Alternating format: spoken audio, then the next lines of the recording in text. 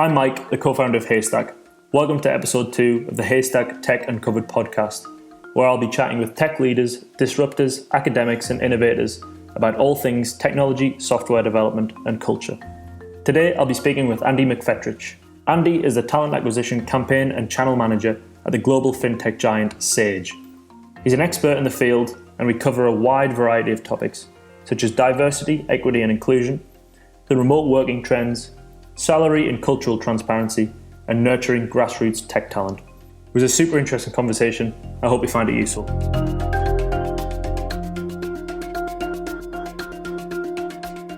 So, welcome to the podcast, Andy. Good to have you here.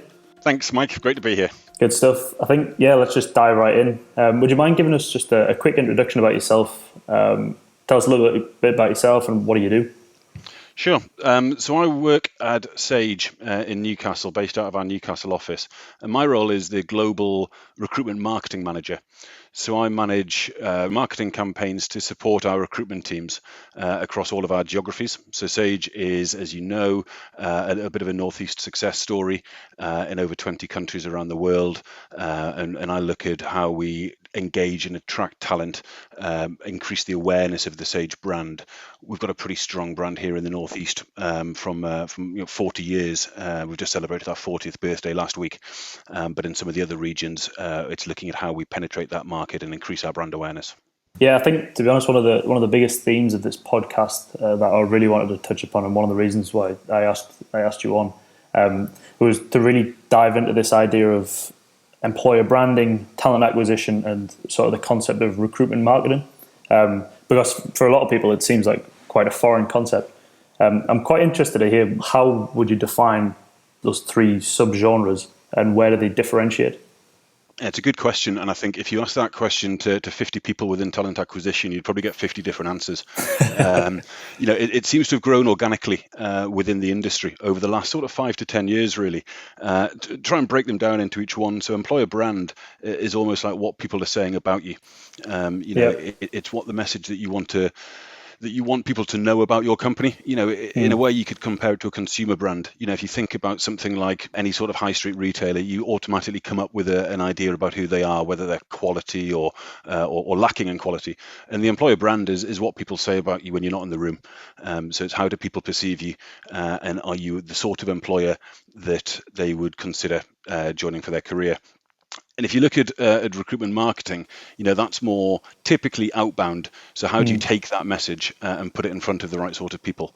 Yeah. And again, it's very similar to how any corporation or any business would manage its own brand. You want people to know the key messages. And just like any other type of brand, it absolutely has to be authentic. Yeah. You can't pull a switch and bait and say that you're one thing in all your advert and all your marketing, and the reality is very, very different. What we did, we launched our first employee value proposition last year, so to chuck in a fourth term for us to discuss at some point. And the way that is typically done is you talk to people within the business. So in a way you could compare it to when a company talks about its values.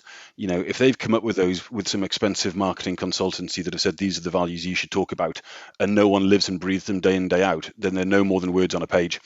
So it's, how do you take those words off the page and actually live them? In the way that candidates behave these days is very similar to consumers. If you think about what used to happen sort of 20, 30 years ago, you'd see an advert in a newspaper and you'd apply for it with a written CV. I saw some research last week that suggests, on average, candidates look at 16 different pieces of information about a company before they decide to apply. You look at something like a Glassdoor, and there's a couple of other companies springing up of a similar ilk where you can leave honest reviews, and it gives more power to the candidates. For me, that's a great thing. It keeps companies honest. It means that you've got to live and breathe the values that you talk about. Yeah, 100%. I completely agree with that point around candidates go around and search various different sources before they make a decision. It seems, again, I was kind of sat in that chair a few years ago where I had a very clearly defined image of what an ideal company looked like for me. Go through the standard milk round, have 16 tabs open, trying to find various different sources of information. And I thought it was really interesting the way you said, kind of, it's all well and good kind of saying all these nice fancy words without actually embodying the concept. And obviously Sage is a huge organization, and I would imagine it's often quite easy to do when there's a few people in a room really kind of, working at something.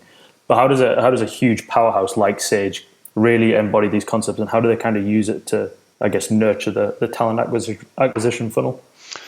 I think, we try and put our values at the front and center of what we do. The way I look at it in a software industry, particularly, someone who's writing code for a living can effectively choose 10, 15, 20 companies. You said when you're on the milk round, the graduate world, everyone's going to try and tell you what they're all about. Yeah. And for me, the reason that a candidate would choose company A over company B is whether they see it as a good cultural fit. And that can be very hard to assess from a candidate's perspective, because that interview, there's still sometimes an imbalance between a company and a candidate when they're looking for work. So a candidate wants to ask a bunch of questions about trying to find out whether the values are aligned with their own, and the company's trying to assess that person to find out whether they're going to be the right fit. So I think from our marketing perspective, we could talk about what technology we use, and of course we do some of that, because typically candidates in a software space want to learn and work with cutting edge technology. They don't want to be using the old legacy stuff. Stack Overflow always produces a bunch of research every year on what developers are looking for. Flexibility and languages are often two of the most important things from a candidate's perspective. So we obviously talk about that, but for me, the thing that makes any company different is the people within it. And that's when you're talking about not just the values, but the culture. And it's fascinating to be able to try and take that message out to candidates and talk about it. And it's literally every interaction that a candidate has with a company when they're going through that process is indicative of their culture. Are they asking you to come in for 7, 8, 9 rounds of interviews? Okay, well, does that indicate something around their decision-making abilities? So we try and put our values front and center, but we also, we hold each other to account, when we're doing so. It sounds like transparency plays a huge role.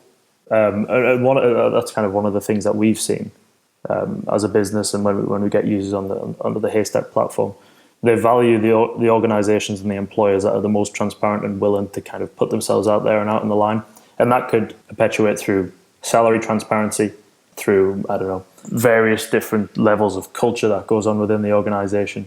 But I mean, obviously, as I mentioned, Sage, huge player. How is this concept of recruitment marketing and employer brand? I'm assuming you're familiar with the concept in the marketing world of the flywheel. So as soon as something gets momentum behind it, it might be slow to start, but once it gets momentum, it kind of drives itself.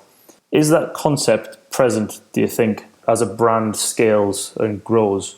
Or do you feel like it's constantly kind of this uphill battle to try and acquire new talent? Or does the brand image itself really drive the acquisition? It's a bit of all of those categories, I think, Mike. You can never take the foot off the pedal in terms of recruitment marketing. It's about how you engage with those candidates. And I think the recruitment market, any candidate market, is always incredibly dynamic. I spent 6 years as a recruiter at Sage before I moved into my current role, and several years as a technology recruiter before that.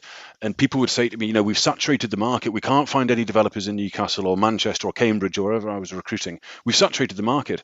And I'd always challenge that, because it's a dynamic market. You're not selling fridges where once everyone has a fridge, they don't need a fridge until it breaks. You go to market to try and find a candidate, and you either hire someone or you don't. If you do it again 6 months later, there's a whole bunch of people that have joined the geographical market. You've got people that weren't looking for a job 6 months ago that now they are. You've got people that were looking and aren't. Everything changes. You've got people that didn't have the skills 6 months ago, but they've gone and developed themselves. So, I think it's always ever changing.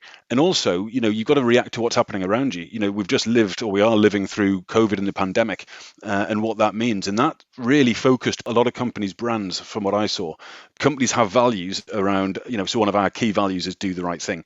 And a lot of companies have a lot of values around how they look after their colleagues. The chips were down, right? You've got something like this. Everyone's suddenly globally working from home. Schools are closed. People had kids hanging off them. And it was a really dramatic experience for a lot of people. And I think that's when companies showed their true colors. Because if you're not going to support your staff and your colleagues, then your colleagues are going to remember that. And as soon as they can, we've seen a huge uplift in the recruitment market over the last 6 months once restrictions have started to ease. Because people are saying, well, hey, I don't want to work at this place anymore because, the way they treated me. Sage were really good throughout COVID. Steve Hare, our CEO, got an award from Glassdoor as the highest rated CEO throughout the COVID pandemic. So, this is where a lot of people suddenly went, these aren't words on a page. These are values that are going to guide us through decisions that we make. I was at home. I had a 5-year-old and a 2-year-old at home for 6 months throughout the pandemic, and I've pretty much blocked that memory out because it was brutal. But, Sage were incredibly supportive. I knew that I had the full support of my manager and the department heads, and that makes a big difference. It's psychological safety. So what we found off the back of that was people flocked to Glassdoor and left really positive reviews. Typically, Glassdoor has got one of those reputations as a bit of a, somewhere people go with an axe to grind, right? That they haven't got a mechanism to discuss something, so they go there. But it actually works both ways. People went out there and said, this is a great place. And that happened in other companies, good and bad. So I think when there's a real challenge, that's when a company shows whether it lives those values or not. There's loads of good points that I could kind of pick apart there. I think one of the points on Glassdoor, I think any review platform, whether it's Trustpilot, TripAdvisor, obviously Glassdoor, a lot of the times, unfortunately, it's negative reviews because usually the people that go on and leave a review have a particular gripe. But I also feel like it's kind of polarizing in the sense where people who have a fantastic experience are more likely to go out there and leave the review as well. So it's very much sort of the polar opposite a lot of the time. Do you feel like that level of social proof that Glassdoor provides is beneficial in terms of acquiring new talent, nurturing new talent, but also building a positive culture as well? Because I think a lot of the times it kind of informs cultural decisions internally as well. If you have a kind of a plethora of negative reviews. So I'm just kind of interested to hear your take on that. Yeah, absolutely. I think something like a Glassdoor or any review site or even any comment on social media, be it Twitter, Facebook, LinkedIn, whatever, I think they're valuable because it's what people are genuinely thinking and how they're feeling. Most companies will have some sort of, colleague survey where they have where they find out how their colleagues are feeling, and they're great and they give you a lot of insights. But I think, something like that, you've obviously got that caveat that you mentioned where you do tend to attract the extremes, the really unhappy and the really happy. And well, actually, how do the vast majority of people feel? Yeah. But you can still spot trends across these things. But I know that senior people within our organization look at those Glassdoor reviews and we respond to the negative ones and we acknowledge what people are saying. We're listening, and absolutely they inform some of the decisions that we make. I've heard investors look at Glassdoor reviews to find out what that pulse is like within a company. So I think if you didn't welcome them, then all you're doing is putting your head in the sand. You've got to be honest and find out what people think. And if you think everything's great, but all your colleagues are saying, hey, this sucks, you've got a problem. You've got a real big problem, right? Yeah, definitely. So it can feel like it can be overwhelming at times because, like you say, you attract those sort of really extreme comments sometimes. But I think if you look at the trends, and it's the same, everyone's social these days. Everyone's got some sort of social presence, or the vast majority of us have, be that Twitter, Instagram, LinkedIn, and it's how you represent the brand day in, day out. I think I'd always, when I was a recruiter, I'd always encourage a candidate to look at the profiles and research the people they're going to be working with. And it comes back to what you said before, Mike, about transparency. If you put yourself in a candidate's shoes, you want to know who you're going to be working with. What are you going to be doing? Are these the sort of people I can spend a lot of hours each week with, and do my best work? So I think it's all about transparency, and I think it's a great thing for the industry. Yeah, completely agree. One of the other points that you mentioned there was the obviously everybody has been thrust into working from home, whether they like it or not, essentially. Do you think it's here to stay to start? And what is your kind of take on the whole remote working scenario as a whole? Has the talent acquisition community been willing to adopt it? Are they welcoming? What's your thoughts on that? I think it's absolutely fascinating. I think we're living through one of the biggest experiments in the way that we work that we'll ever see in our lifetimes. And it happened, like you say, through no design. So we've just launched, again, in consultation with our colleagues, we listened to what people wanted, and we're calling it flexible human work. So people will have a hybrid model where some people will be fully remote, as we have always had some fully remote people for various reasons. We'll have some people who are fully in the office, and the majority will be a hybrid working model. It could be 1, 2, 3, 4, 5 days a week in the office, depending on the business needs. I think from a talent acquisition perspective, obviously the original working from home was chaotic for many because we had people had spouses working from home, people had kids of all ages coming and going.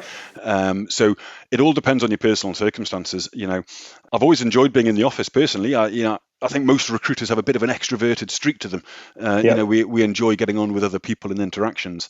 So it's getting that balance right. When you look at what other companies are doing across the industry, or across different industries as well, those that are insisting colleagues come back into work for a set number of days, for instance, and we're seeing that in some of the more traditional industries in banking, etc. I think, and this is no more than wild speculation, but I think they may see spikes in attrition. It only takes one challenger to say, well, we'll go fully remote. If you look at things like the financial industry, you look at things like Monzo and Starling Bank, these smaller, more agile banks without a load of bricks and mortar.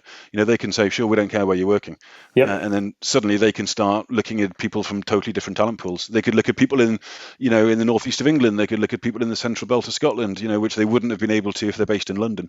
So I won't pretend I know what's going to happen, but I think it's going to be fascinating to see how companies react to this, because it goes back to what we talked about before. If they make a decision and people aren't happy about it, colleagues have got so many different ways to let people know about it. So companies will be held to account, and I think it'll be interesting to see how those companies who are more flexible and more agile, whether that yields better results. Because look, they might acquire all the talent, but if it doesn't work, it's going to come back down to the results of the business at the end of the day. Yeah, I agree. I think it'll be really interesting to see how it's adopted in the tech community, especially. I mean, in my mind, especially development roles, so software engineers, QA testers, designers as well. So that kind of techie ecosystem, I guess. It's very well suited to the whole remote working environment. And if employers will ever say, right, you need to be back in the office. I know there's been some big players like Apple and stuff who've just came out and outright said, we want people back in the office. And I think it depends on the role, personally. In my mind, you can't really replicate just being in a room, kind of sketching something out on a whiteboard on Zoom. To be quite honest, I don't think it works. I agree. You just can't. They talk about the sort of serendipitous moments that you have within an office, and it sounds a bit like a cliche, but I think it's true. I think there are certain roles, even software developers. The cliche is that they've got their headphones on, they can work from anywhere, and they can just write a load of code. But that's a bit of an outdated cliche, really, isn't it? They're going to be working with designers and testers, and it's a whole team sport. But again, it comes down to what individuals want to do. Some people have worked remote their whole lives, and they're more than happy with it. I think the Apple example is a really interesting one, because again, from an employer brand as well as a consumer brand perspective, people want to work at Apple, right? It's the same with places like Google and Facebook. They're always going to attract people regardless of what they do. We've seen good stories and positive and negative stories about all these sorts of companies, but people still want to get them on their CV in certain markets, right? So they could effectively do what they want, and people are still going to flock to them. It's other sized companies that are going to have those challenges around how they engage with people. Yeah, I agree. But I think another interesting part of that is the people that have joined a company during a pandemic. So I've been at Sage, 8 years now. So that's 7 years or so in the office. And throughout that time, I built up a pretty big network of people, both in the office where I work and across the globe. So I can draw on that when I need to. I can still reach out to people. But if you've joined a company during lockdown and you've never met your team apart from on Teams or Zoom or Hangouts, that's a whole different dynamic. Yeah, I mean, I don't know what you're taking it, but from our perspective anyway, it didn't seem like, I'm going to call it liquidity in the market. I don't think it seemed to slow. Initially, obviously, everybody panicked. Everybody was like boarding up the windows and buying loads of toilet paper for some reason. But as soon as that kind of settled a little bit, people still continued to look for roles. People still went on the job sites. People still moved positions. And then they were still onboarded within organizations as well. Obviously, I'm very much in the tech space, but it definitely didn't seem to slow in tech. I think we're incredibly lucky in the technology sector that a lot of the stuff that we were doing anyway was instantly scalable. So things like, working via Zoom or Teams, at Sage, we've got big global teams. So it was pretty par for the course to have a meeting and have 6 people who weren't there and 6 people in the room. It was absolutely fine. So I think, I think we are incredibly lucky within the tech sector. And we saw that. We saw an instant drop off while everyone went, right, what's happening? Yeah. And then we actually saw a bit of a spike shortly afterwards when people went. So the companies that were demanding full output, if not more, throughout lockdown, and no concessions at all for the fact that you've suddenly got 6 other people in your house with you, and all this sort of stuff.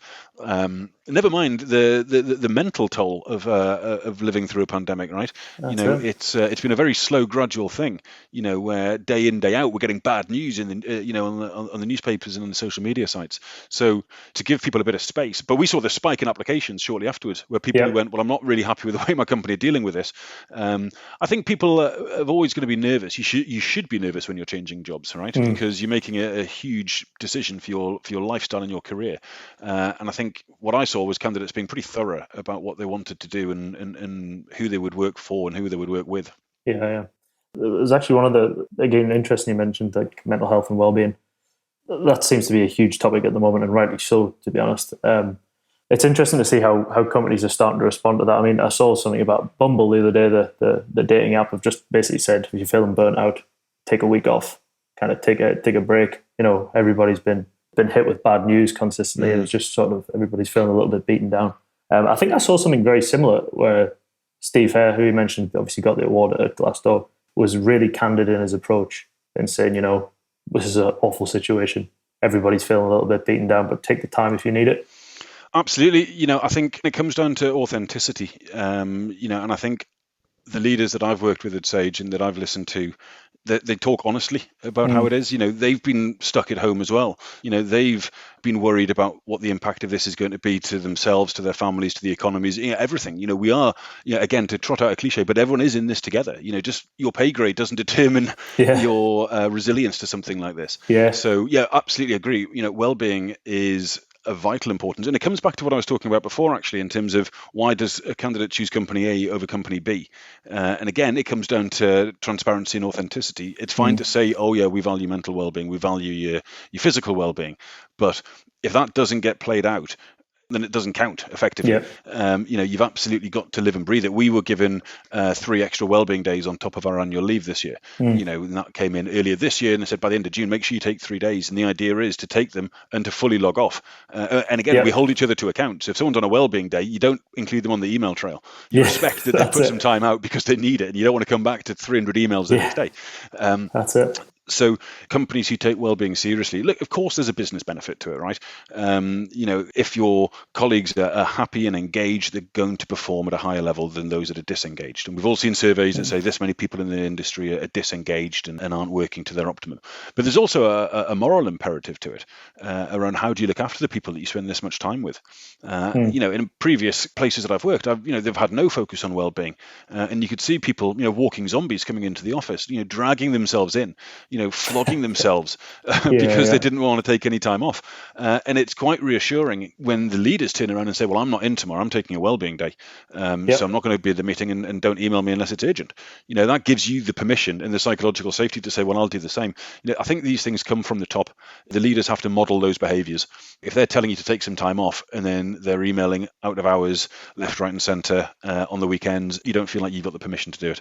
So again, it comes to that authenticity thing. It's not just words on a page, you've got to live and breathe it. Definitely. Again, I think it's a bit of a cliche, but it is definitely a marathon, not a sprint. If you're feeling like burnout's coming, burnout probably is just around the corner. It's probably too late, yeah. But again, just on the remote topic, obviously I was kind of born and raised in the Northeast. Sage has always been there, always been a big player. A lot of my friends work at Sage. How has Sage essentially positioned itself to kind of nurture local grassroots talent? Have you personally ever felt that there was a lack of grassroots talent? And if so, have you ever felt the need to kind of broaden your horizons and open up remote positions, for example? Interesting question. So, we've got several things that we do to help tackle that. We've run apprenticeship programs, degree apprenticeship programs, and graduate schemes that have all been launched at Sage within the last 5 years or so, give or take. So, we look at how do we bring in that grassroots talent, as you call it. I think there's always more that you can do. I think every company has got more you can do, because you've got to balance the needs of trying to build a product that your customers need in the right timescales. But you Yeah. also need to make sure, everyone always talks about the skills gap in technology, right? That there's not enough candidates to fill the jobs and all this sort of stuff. And the reality is normally to do with, actually, there's probably enough talent. It's just that what you're looking for doesn't exist, or what you're looking for, there's 6 of them within the northeast of England. Yeah. So as an example, when I joined Sage a number of years ago, we were recruiting people with Ruby on Rails experience. We had one of our products built on Ruby, and it was very difficult to find people with any Ruby experience whatsoever. Whenever we did any market research, something like 90% of people with Ruby experience in the Northeast worked at Sage. So we switched it up. We recruited people without any Ruby experience, and we built a program to help build their skills. Yeah. So again, we go back to what we talked about before. Developers typically, what the data shows is that they want to develop new skills. They want to learn new languages and increase their employability to a degree. Yeah. So we'd support them in that. We'd train them up, and of course, some people would 3 years later move on to a different company. And sometimes I'd have conversation with hiring managers who were saying, "Oh, we've spent all this money and they've trained them and they've left." And it's like, "Oh, that's fine. That's okay. That's par for the course. No one's going to stay here for life, or very few people are going to stay here for life." But a lot of people were very engaged because they'd worked for a company that had invested in them. So I think, to try and bring that grassroots talent in, it's not just about, apprenticeships are typically the people who are school leavers, but not exclusively. There's plenty of people at different stages of their career. Yeah. But there's also this whole cohort of people who are self-taught. That have never gone to university to study software engineering. We hired a guy, I remember, who was a tree surgeon, who'd learned to code in his spare time. And now he's one of our senior developers. He's been at Sage for a number of years. So it's looking at those less conventional routes into the industry. And a lot of that comes from word of mouth. We were one of the supporters of Campus North, I'm sure you remember, in Newcastle, which was a fantastic co-working space. But it's about that network of actually helping support the industry in those ways and supporting different events, different initiatives. If it's sponsoring a meetup, it might just be buying the pizzas and the beer for a meetup when meetups happened, right? When there was pizza and beer at meetups and it wasn't all but so I think you can always do more, but I think community engagement is something that we do take very seriously. And it's not just within that talent acquisition space as well. We're talking today obviously a lot about technologists because of what we do, but Sage obviously has a whole bunch of people in different industries, in marketing and HR and sales, customer service. So it's how do we engage with all of the communities that we work in. At Sage, we work with the Sage Foundation, which is our philanthropic arm, where we do a lot of community engagement, and a lot of it's got nothing to do with technology. We do a bunch of stuff with Lego leagues and kids who code and coding in schools, but we also do a whole bunch of other stuff, and that's just about, again, that moral imperative to actually play an active part in your local communities. Definitely. I think the self-taught developer angle is huge for us. In my mind, in my experience anyway, some of the best developers I've ever met have been self-taught hobbyists who just kind of built the skill set kind of by tinkering with bits of software in the bedroom, essentially. It's those hobbyists, the people who genuinely live and breathe the field, really.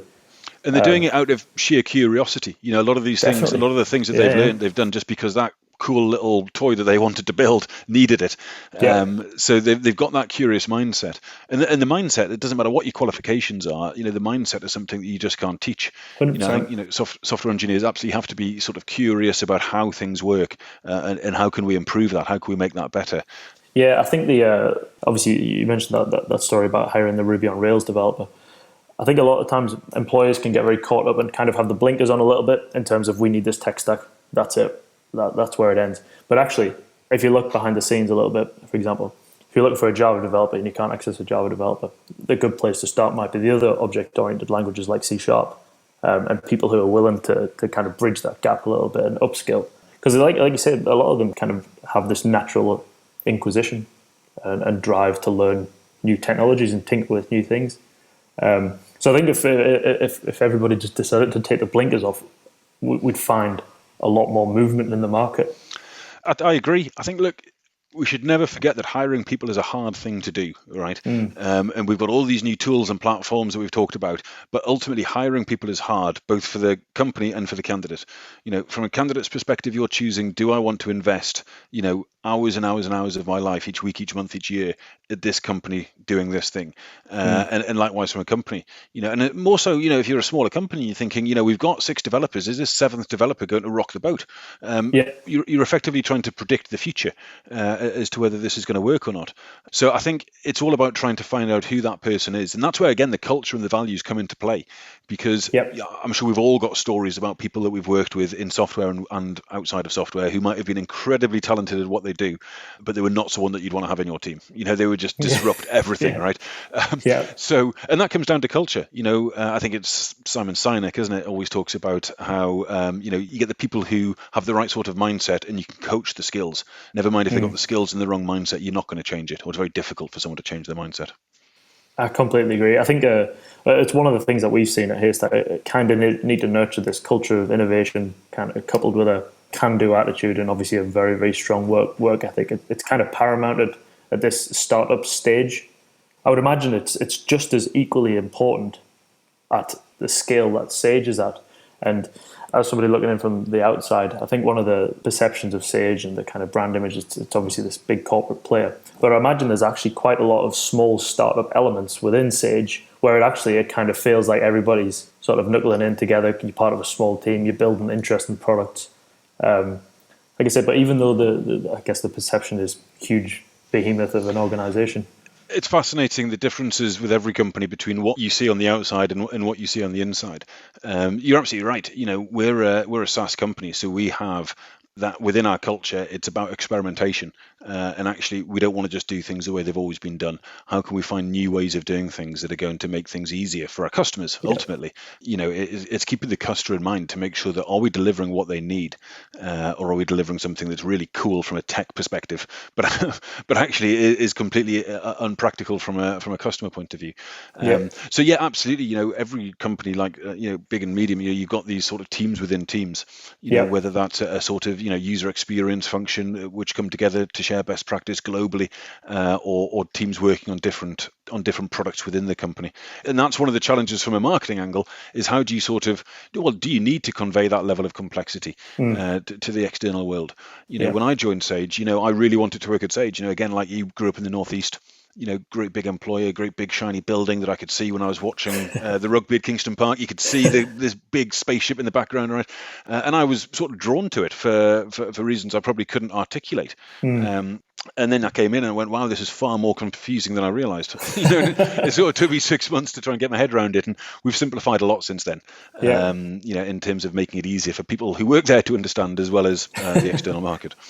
Good stuff. I wanted to touch on the topic of diversity, equity, and inclusion, especially in tech. Obviously, really hot topic at the moment. How do you feel it's influenced the talent acquisition space in tech? What challenges does it pose, and has it presented any realizations, do you think? Totally agree. It's a massive topic within technology and within talent acquisition.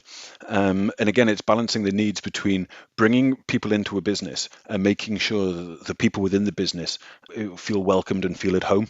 So I think diversity is it's of utmost importance. And I think it's a challenge within software, because if you look at things like the demographics of people coming out of university, it's still typically male heavy, white male heavy. So at a company like Sage, we've got a whole bunch of different things that we do to help support diversity. There's so many things that it touches on. You're obviously talking about how do you attract talent. So that comes down to what messages do you use in your advertising copy. And it can be very little things. We've all probably seen these studies that show. The famous study is that typically females will apply for a job if they match sort of 9 out of 10 of the criteria, whereas a male is more likely to apply if they meet 3 or 4 of the criteria. So it's actually, well, let's not put a great big shopping list down on our job adverts of what you need to be, because half of it's irrelevant anyway, right? So that just comes down to bad advert copy. But it's, are you advertising in the right place? Are you saying the right thing? Are the people within your organization, do they have the safety to actually be who they are? So we've invested heavily within the DE&I space. We've got organic colleague success networks, to represent different needs. And again, this comes down to the values of an organization. We've lived through not only the sort of COVID pandemic, but with the Black Lives Matter protests that erupted throughout the world. Our leaders were out there talking about it.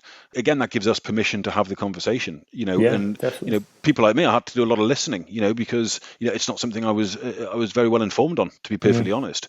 But I could listen to people who could tell me their experiences, and I found that an incredible experience for myself. People in my team that were sharing things, and it was a real eye opener.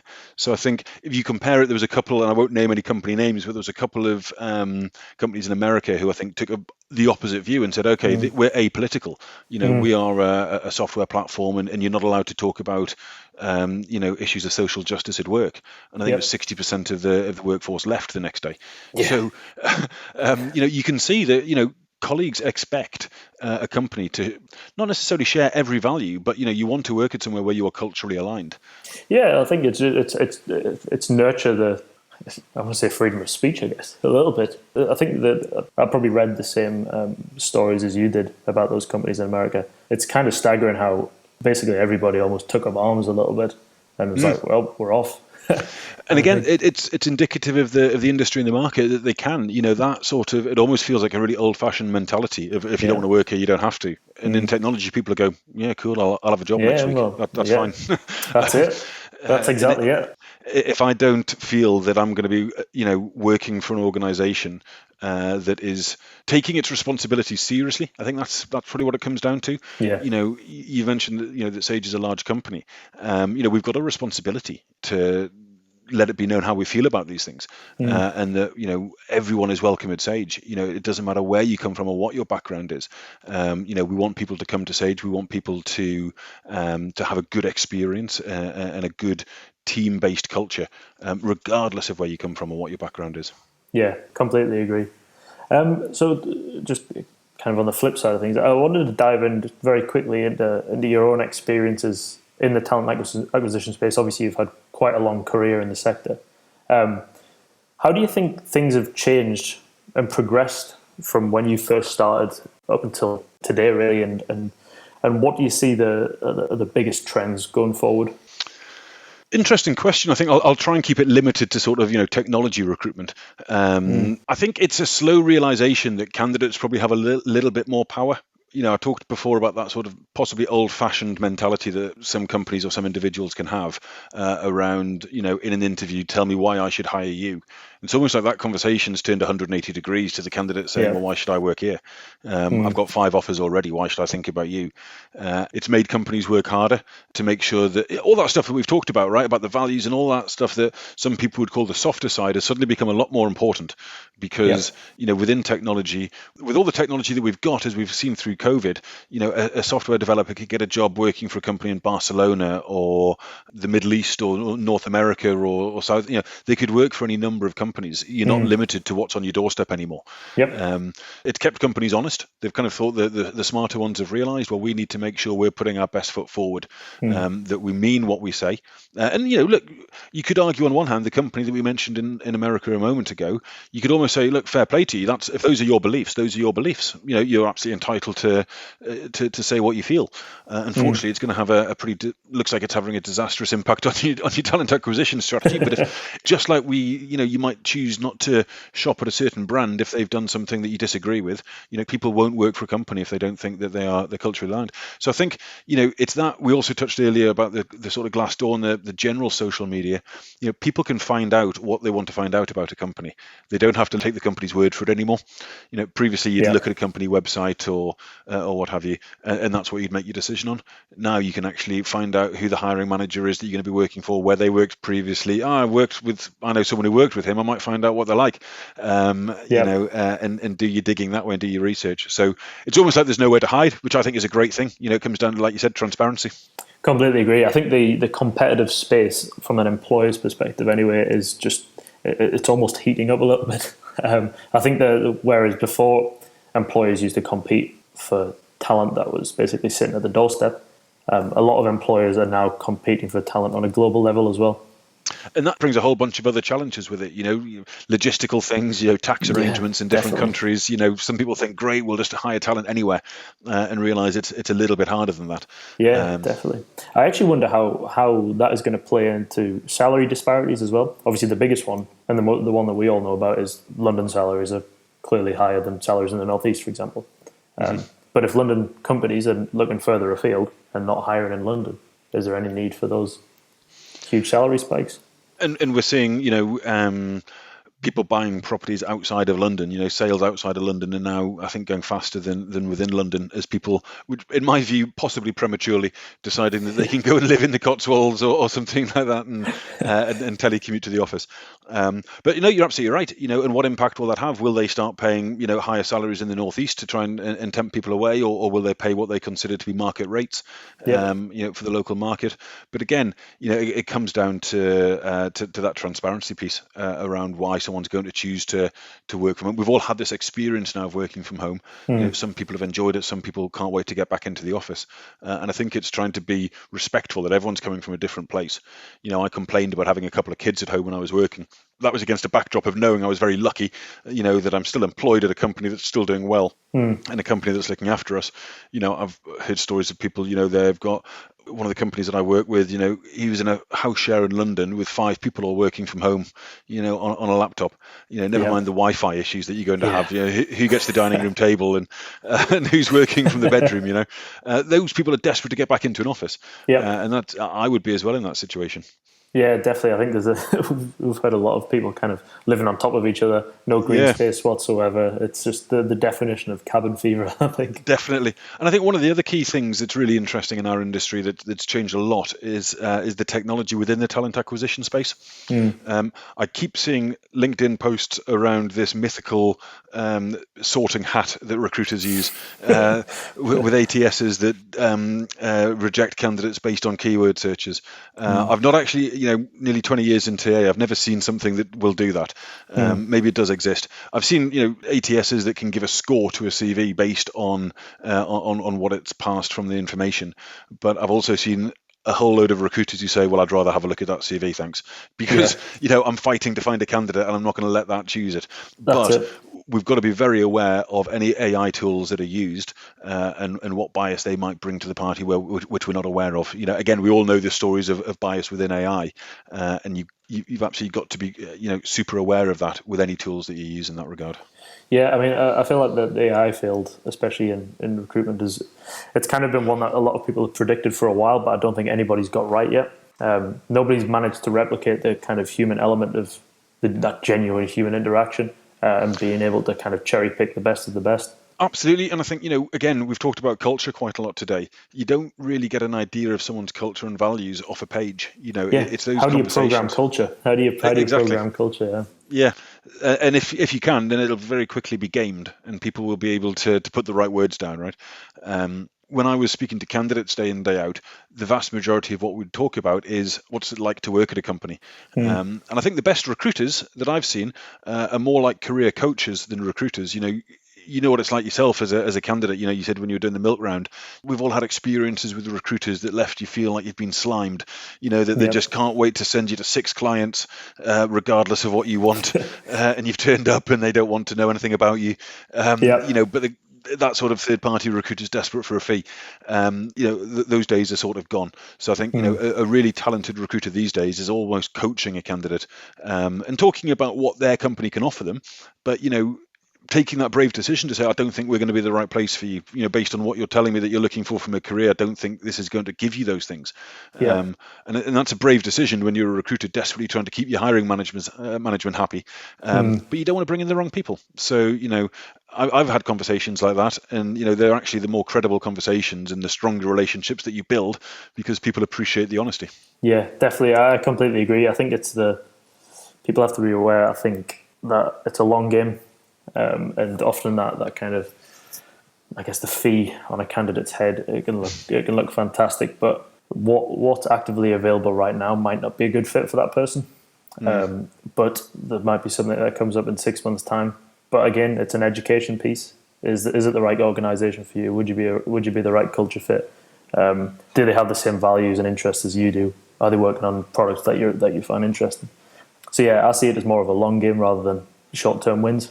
And I think, I do have some sympathy for the third-party recruiters because, they've got a very tough job. They can do, Yeah, and I definitely. started my industry in that world. You can do all the work required, but if your candidate doesn't get selected, you get nothing for second prize. Or if Yeah.